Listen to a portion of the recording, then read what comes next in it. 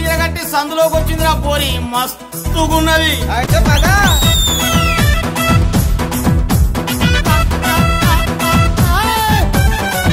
చుక్కలు చీర కట్టి కనకాంబరాలు పూలు పెట్టి సందులో